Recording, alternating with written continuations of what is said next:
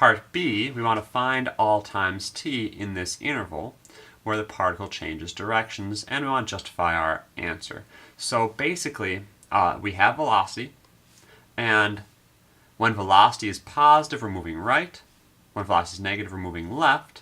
So we want to figure out when it changes directions. Well, that's going to be when it changes from positive to negative. So we're going to try to find where v of t equals 0, given the information that it is also changing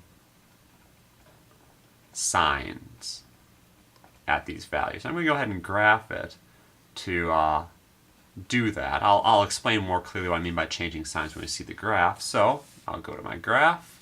I'm going to put in 1 plus 2 sine of x squared over 2.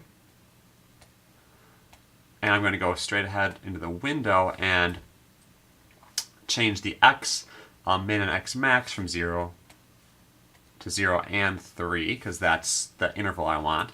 And I know that sine is bounded by -1 and 1.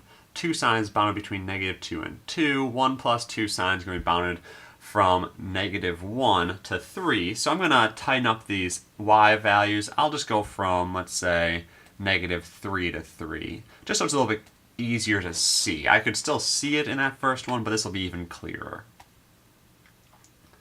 Okay, so it looks like this, and I see right here it changes sign. So we see velocity is positive from here all the way up to what looks like maybe 2.6 or 2.7. We'll get the exact value, or we'll get the value to 3 decimal places shortly. But it had to change sign. So you see before it, the velocity is positive, it's above the x-axis. After this 0, the velocity is negative. If I had just brushed up against it and turned around, had this sort of tangent line right, horizontal tangent right at the x-axis, it would not actually be changing directions, but this is. So I'll do second calc. I want to find the 0. I'll go over to closer to my 0. I need a left bound. You can see on the calculator screen it's telling me I want a left bound. I am left of my 0.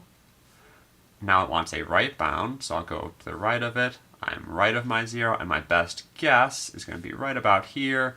And so I get t is approximately 2.707.